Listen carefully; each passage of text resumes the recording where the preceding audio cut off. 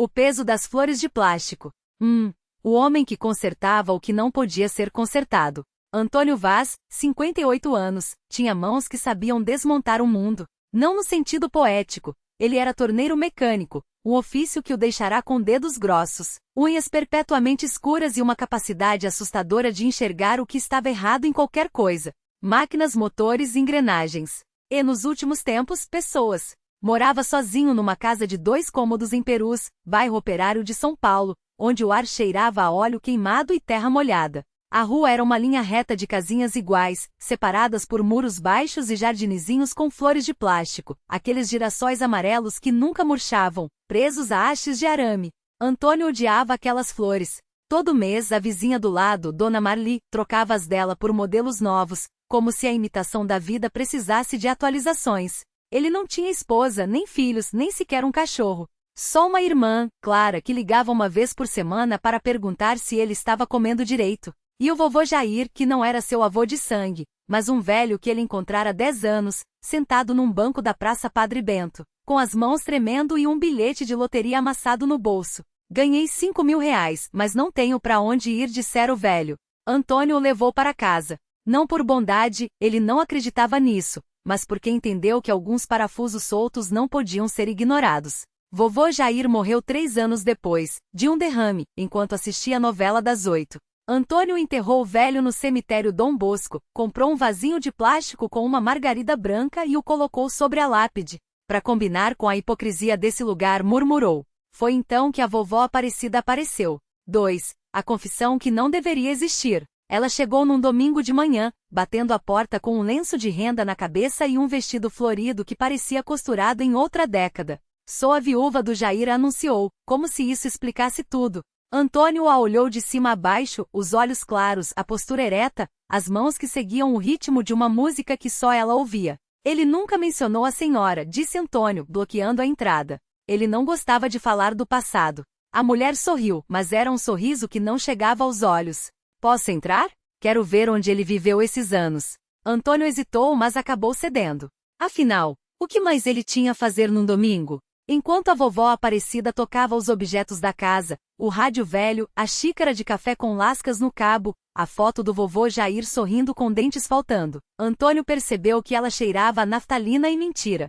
Foi só quando ela parou diante do armário e abriu a gaveta onde guardava as coisas do velho que Antônio sentiu o primeiro calafrio. Lá dentro, além dos documentos e do bilhete premiado, havia uma caixa de sapatos com recortes de jornal amarelecidos. Manchetes de 40 anos atrás. Comerciante desaparece em viagem a Campinas. Polícia investiga sumiço de homem casado. E no fundo, uma foto de um homem de terno abraçado a uma mulher mais jovem. No verso, escrito a lápis, meu amor, sempre. Jair. Antônio olhou para a vovó Aparecida. Ela segurava a foto com uma calma que não condizia com o tremor nas mãos. Esse homem, ele começou. Era o meu marido, ela interrompeu. Ou melhor, era até eu descobrir que ele tinha outra família. Em Campinas. Antônio engoliu em seco. A senhora o matou. Não foi uma pergunta. A vovó Aparecida soltou a foto como se queimasse. Ele ia nos deixar sem nada. Tinha vendido a casa, as joias da minha mãe, tudo para bancar ela. Sua voz não tremia. Um dia, ele disse que ia viajar a trabalho. Eu fiz um café forte para ele com um pouco de raticida. Não foi rápido. Ele sofreu. Ela olhou Antônio nos olhos. E não me arrependi. O silêncio que se seguiu foi tão denso que parecia sólido. Por que está me contando isso? Antônio perguntou finalmente. A vovó Aparecida pegou o vasinho de plástico com a margarida da lápide do vovô Jair. Porque hoje é meu aniversário de 80 anos. E eu cansei de carregar isso sozinha. 3. O acordo e a armadilha. Antônio não chamou a polícia. Não por lealdade ao vovô Jair. Afinal, o velho mentiroso não merecia nada, mas porque entendeu, de repente, que algumas engrenagens do mundo eram meladas demais para consertar. E talvez porque uma parte dele admirasse a precisão daquilo, um crime perfeito, executado com a frialdade de quem sabe que a justiça não virá. Mas a vovó Aparecida não queria apenas confessar. Queria um acordo. Você vai me ajudar a enterrar a verdade, disse ela, enquanto servia café sem veneno, dessa vez, na cozinha de Antônio. Tem umas coisas que eu preciso sumir, e você sabe fazer isso. Antônio ri amargo. A senhora acha que eu sou o quê? Um coveiro? Acho que você é um homem que não tem nada a perder. Ela estava certa. Nos 3 dias seguintes, eles trabalharam juntos. A vovó Aparecida trouxe uma mala com roupas do marido, cartas, o relógio que ele usava no dia em que morreu. Antônio queimou tudo no quintal, enquanto ela assistia imóvel, como se estivesse velando o próprio passado. E a outra família? Ele perguntou, jogando cinzas no vento. Eles não vão procurar? Nunca procuraram. Ela deu de ombros. Às vezes, as pessoas preferem não saber. Na noite do 3º dia, enquanto tomavam cachaça barata, a vovó Aparecida falou do dinheiro. O Jair tinha guardado uma grana. Pra ela. Mas eu peguei antes. Tirou um maço de notas amarradas com elástico debaixo da blusa. Metade é sua. Antônio olhou para o dinheiro. Não era muito, uns 10 mil talvez, mas era mais do que ele tinha visto nos últimos anos. E a outra metade? Vou comprar um terreno. Para ser enterrada ao lado do meu marido. Ela sorriu pela primeira vez com sinceridade. Afinal, depois de 40 anos, a gente merece descansar em paz. Antônio aceitou o dinheiro. Não por ganância. Mas porque de repente entendeu que todos eles, ele, a vovó, o vovô Jair, eram peças do mesmo mecanismo podre. E se o mundo já estava quebrado, por que não lucrar com os cacos? 4. O jardim de flores que nunca morrem. Um mês depois, Antônio recebeu um cartão no correio. Era um convite para o velório da vovó Aparecida. Faleceu em sono tranquilo, dizia o bilhete. Causa natural. Ele foi ao enterro, de terno emprestado e mãos nos bolsos. O cemitério estava cheio de pessoas que não conhecia, primos distantes, vizinhos, uma mulher que chorava alto demais. No caixão, a vovó Aparecida usava o mesmo vestido florido da primeira vez em que o visitará. Parecia dormindo. Ao lado do túmulo havia um vasinho novo de plástico com uma margarida branca idêntica à que Antônio colocará na lápide do vovô Jair. Ele se aproximou, tocou a flor plástico barato. Feita para durar. Você sabia que ela ia se matar? Uma voz perguntou atrás dele. Antônio virou. Era Clara, sua irmã, com os olhos vermelhos. Como? Ela te contou tudo, não foi? Sobre o marido, o veneno. Clara suspirou. Aí você a ajudou a sumir com as provas. E ela em troca te deu dinheiro. Antônio não respondeu. Você é tão burro quanto teimoso, Antônio. Clara sacudiu a cabeça. Ela não se matou. Foi você quem a envenenou. O mundo parou. O quê? A vovó Aparecida ligou para mim ontem. Disse que você tinha descoberto onde ela guardava o dinheiro e que ia matá-la para ficar com tudo. Clara olhou para o caixão. Ela me pediu para não chamar a polícia. Para deixar você se ferrar sozinho. Antônio sentiu o chão sumir. Mas por quê? Porque ela gostava de brincar com as pessoas. Como brincou com o marido, como brincou com você. Clara se aproximou, voz baixa. Ela deixou uma carta. Para você. Antônio abriu o envelope com dedos trêmulos. Antônio, obrigada por me ajudar a limpar a bagunça. Agora você vai limpar a sua.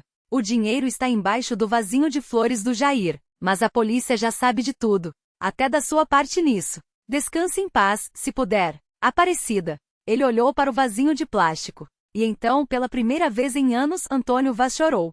Não pelo dinheiro. Não pela traição. Mas porque no fim, ele era só mais um parafuso solto no mundo que nunca poderia ser consertado. E as flores de plástico, aqueles girassóis amarelos, aquelas margaridas brancas, continuariam lá eternas, testemunhas mudas de todas as mentiras que os vivos insistem em contar, até que a terra os engolisse também. O silêncio dos girassóis. A chuva começou a cair quando Antônio ajoelhou-se diante do vasinho. Os dedos ainda úmidos das lágrimas afundaram na terra seca do jardim da frente, onde Jair, aquele homem de riso fácil e mãos calejadas, costumava plantar manjericão. Para espantar mal-olhado, ele dizia, enquanto regava as mudas com água de poço, como se a sorte fosse algo que pudesse ser cultivado. Mas não havia manjericão ali agora. Só plástico, pó e a memória de um nome que doía como uma faca enferrujada, Aparecida. Ele cavou até sentir os dedos roçarem em algo duro. Não era dinheiro.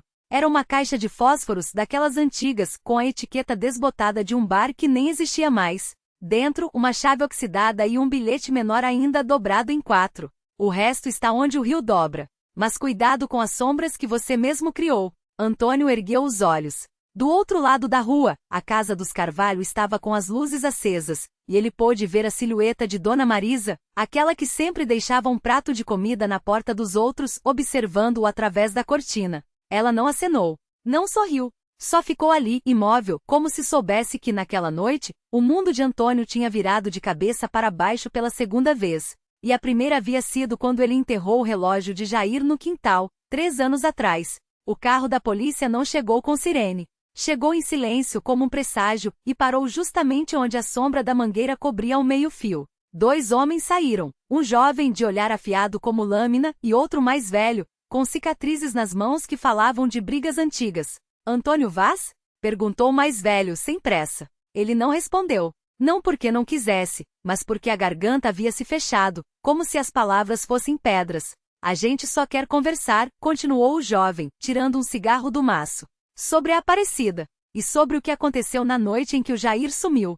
Antônio sentiu o cheiro de terra molhada subir pelas narinas. Jair. Sempre Jair. O homem que lhe ensinou a pescar no rio onde a água fazia uma curva tão feia que parecia um gancho.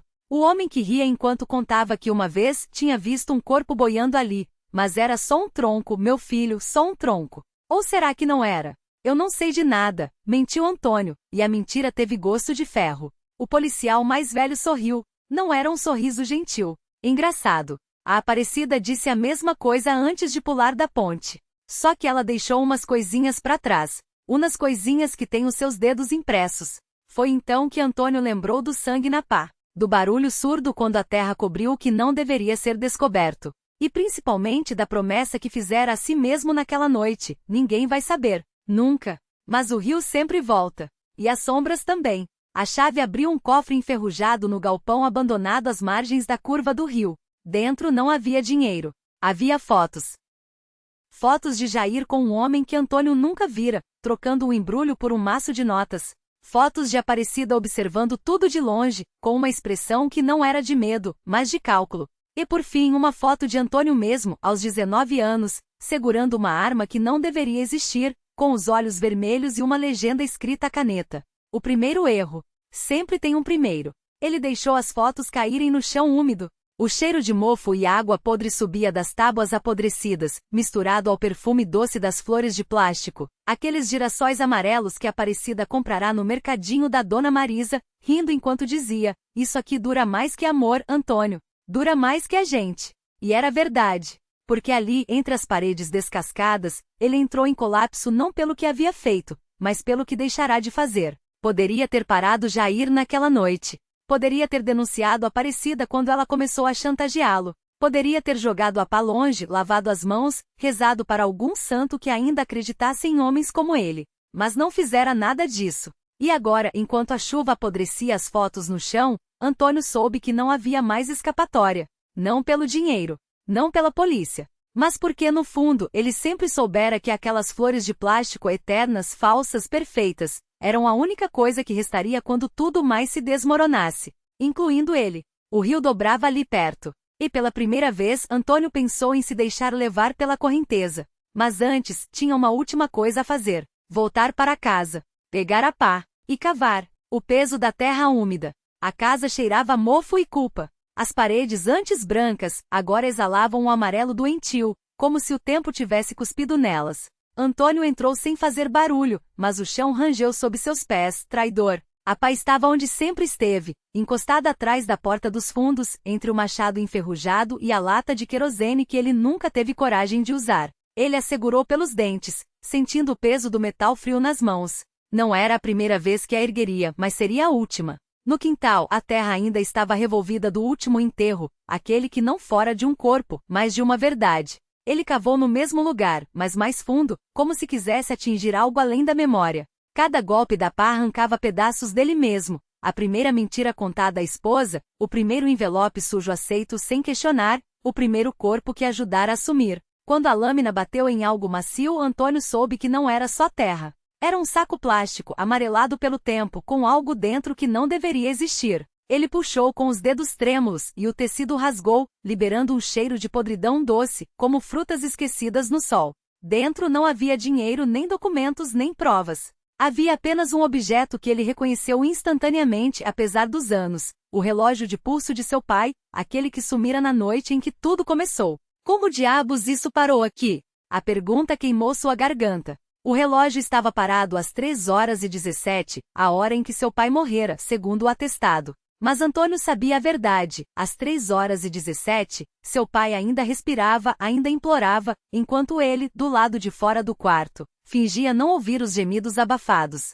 Foi só quando o silêncio veio que ele entrou, pegou o relógio do pulso inerte e o guardou no bolso, como um troféu ou uma maldição. E agora ali estava ele, enterrado no lugar errado, como se a terra mesma tivesse cuspido de volta o que ele tentará esquecer. Alguém tinha colocado aquilo ali. Alguém que sabia. Antônio olhou para casa, para as janelas escuras. A chuva tinha parado, mas as gotas ainda escorriam das telhas, pingando como lágrimas de um céu cansado. Ele não estava sozinho. Nunca estivera. Você sempre soube que isso ia acontecer. A voz veio de trás, tão baixa que poderia ser o vento. Mas não era. Quando ele se virou, viu a silhueta encostada no muro, segurando um maço de flores de plástico, iguais às que ele deixará no rio. Só que essas não estavam sujas. Estavam novas. Brilhantes. Como se tivessem sido compradas naquela mesma tarde. Elas são bonitas, não são? Disse a figura, aproximando-se. Eternas. Como as nossas dívidas. Antônio reconheceu os olhos antes de reconhecer o rosto. Não era Jair. Não era Aparecida. Era alguém que ele nunca esperaria ver novamente. E, pela primeira vez em anos, sentiu medo. Não da morte, não da polícia, mas daquilo que vinha depois. Daquilo que ele mesmo tinha ajudado a criar. O peso das pétalas que não murcham. A figura estendeu as flores, e o plástico rangeu entre seus dedos como um aviso. Antônio recuou um passo, mas o muro atrás dele estava úmido de musgo, escorregadio. Não havia para onde correr. Você não mudou nada, murmurou a voz, agora mais próxima, carregada de algo entre decepção e uma ironia cruel. Ainda usa o mesmo relógio. Ainda olha para o chão quando mente. Antônio tocou o pulso por reflexo. O relógio, um presente de um homem que não existia mais, marcava 3h17. A hora em que tudo havia desmoronado anos atrás. Ele o consertara 3 vezes, mas o ponteiro do segundo sempre engasgava no mesmo lugar, como se o tempo ali fosse uma ferida aberta. O que você quer? Perguntou, a garganta seca. A figura, ela, sorriu, e o gesto foi tão familiar que doeu. Era o mesmo sorriso que ele vira pela última vez através do vidro trincado de um carro em chamas, enquanto gritava um nome que nunca mais pronunciaria. Eu quero o que você deve, respondeu, e as flores de plástico brilharam sob a luz fraca do poste, como se estivessem molhadas de algo que não era água.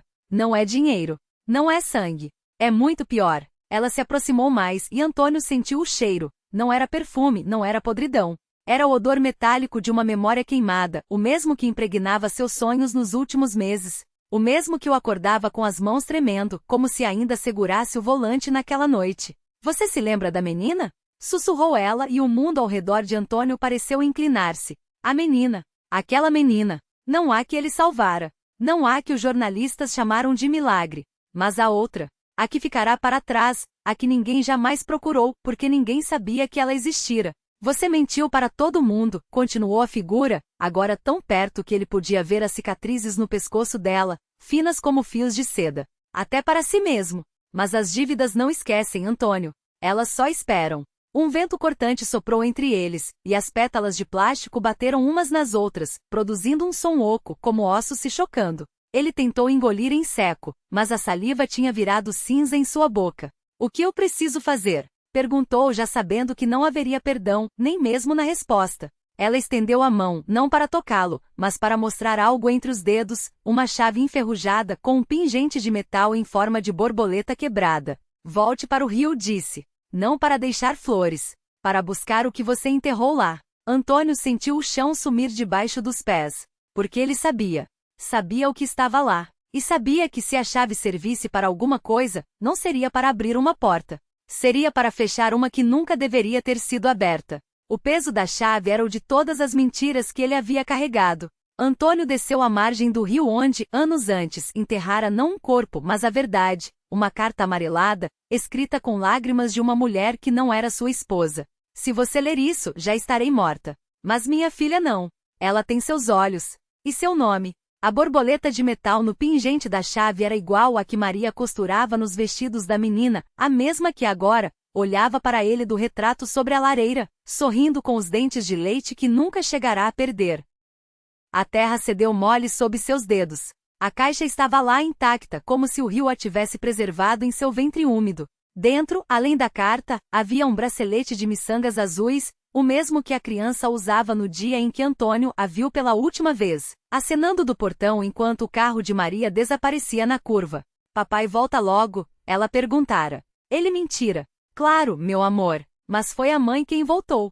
Sozinha. A chave não abria a caixa. Ela trancava. Quando Antônio a girou na fechadura, o mecanismo rangendo como um suspiro, as paredes da caixa se contraíram, esmagando a carta e o bracelete em pó. Não havia mais prova. Não havia mais culpa material. Só a memória que agora era uma faca sem cabo, impossível de segurar, impossível de jogar fora. As mulheres, elas, não eram as que esperavam no cemitério de plástico. Eram as que ele havia deixado pelo caminho. Maria, que se afogou no rio depois de escrever a carta. A filha, que cresceu acreditando que o pai morrera em um acidente. E a esposa, que todas as noites sonhava com uma criança de vestido azul chamando-a de tia. O vento levou o pó das miçangas. Antônio deixou a chave cair na água. Não era para abrir portas. Era para fechar a última que restava, a da sua própria boca. Naquela noite, ele sentou à mesa e escreveu 3 cartas. Não pediu perdão. Confessou. E quando a caneta secou, entendiu. As pétalas de plástico nunca bateriam novamente. Porque pela primeira vez não havia mais nada para esconder. Elas só esperavam. Agora finalmente podiam descansar.